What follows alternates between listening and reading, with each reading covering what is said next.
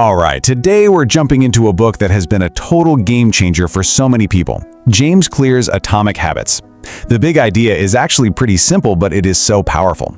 It's that real lasting change. It doesn't come from some huge heroic effort. Nope, it comes from hundreds of tiny, almost invisible decisions that add up over time to create, well, incredible results. But let's be real for a second. We've all asked ourselves this question, right? You get super motivated, you set a big goal, you're all into a day, maybe even a week, and then, poof, it's gone. Why is it so ridiculously hard to make good habits stick and to finally kick the bad ones? You know the feeling. Well, the answer in this book is not what you'd expect. It tells us to stop trying to change the world overnight. Instead, the real secret, the key to unlocking everything, is found in this little number, just 1%. The entire goal is just to get 1% better every single day. That's it. And that brings us to our first huge idea, the power of compounding. You can think of it like compound interest, but for your life. A tiny 1% improvement today feels like nothing, right? It's easy to dismiss. But over a year, those daily gains start to snowball. You end up being 37 times better. And to see just how insane this is in the real world, let's look at one of the greatest turnarounds in sports history. For about 100 years, British cycling was, well, they were a bit of a joke, seriously. They had won a single gold medal in their entire history. They were so bad that one of Europe's top bike companies literally refused to sell them bikes because they were afraid it would hurt their brand if other pro cyclists saw the Brits using their equipment. Ouch. Then, this new guy, a performance director named Dave Brailsford, comes in, and his strategy was something he called the aggregation of marginal gains. The idea was simple: find a 1% improvement in everything you could possibly think of. I mean, they started with the obvious stuff, like making the bike seats more comfortable, or rubbing alcohol on the tires for better grip. But then, they went deeper.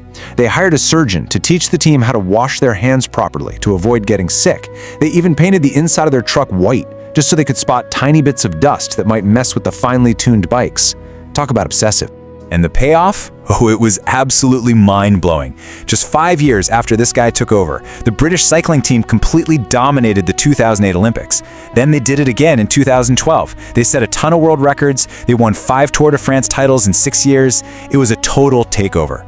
And it proved, without a doubt, that tiny little 1% gains can compound into an absolute avalanche of success. Okay, so we get it. Small habits are incredibly powerful. But there's a deeper level to this that makes them actually stick around. It's not just about what you do, it's about who you believe you are. And this brings us to the next big idea: focusing on your identity, not the outcomes. So look at the difference here. This is a huge mental shift. Most of us, we focus on the outcome. I want to lose 20 pounds. The book argues we should flip that completely and focus on identity.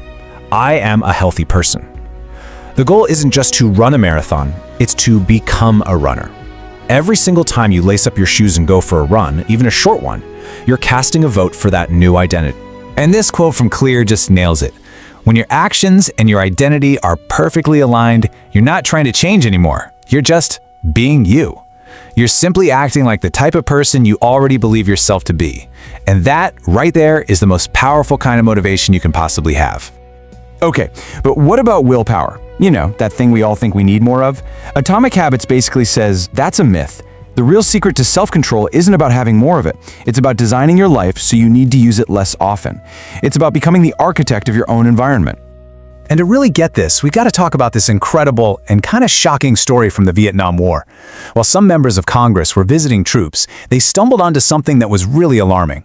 It had to do with heroin addiction. Get this. When researchers dug in, they found that a staggering 20% of US soldiers in Vietnam were addicted to heroin. This was a massive, massive crisis, and everyone back home was terrified about what would happen when all these soldiers returned. But here's the twist, the part that blew everyone's mind. Researchers followed these soldiers home and found that 9 out of 10 of them, that's 90%, kicked their addiction almost overnight. Just gone. It completely defied everything we thought we knew about addiction. So what's the big lesson here? It's huge. The addiction wasn't some kind of moral failure.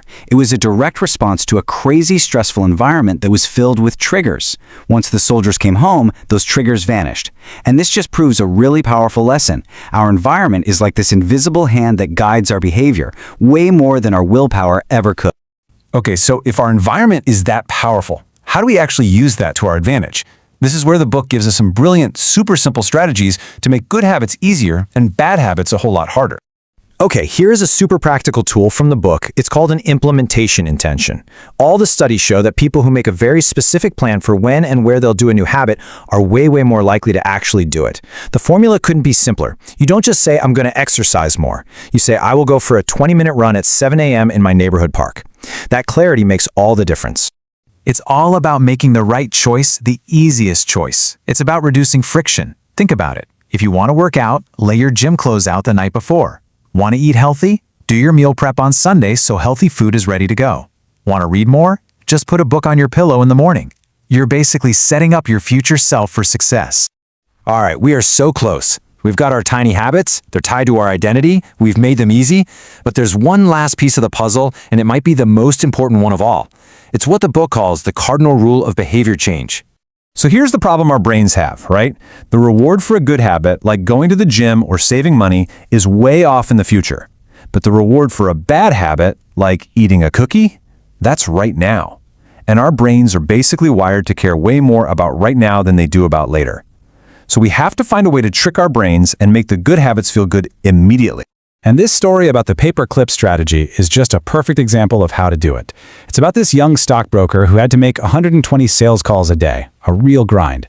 So to make it satisfying, he started with 2 jars. One had 120 paperclips in it. After every single call, he'd move one paperclip over to the empty jar. That little physical act gave him a tiny jolt of satisfaction, a visual cue that he was making progress. It was a simple, immediate reward that kept him going. So, that's the whirlwind tour of Atomic Habits. The big ideas are simple, but they are profound. Focus on getting just 1% better. Build habits that back up the person you want to become. Design your environment to make success easy. And find a way to make your good habits feel satisfying right away. So it all comes down to this, for you. What tiny 1% change are you going to make today to start that amazing compound effect in your own life?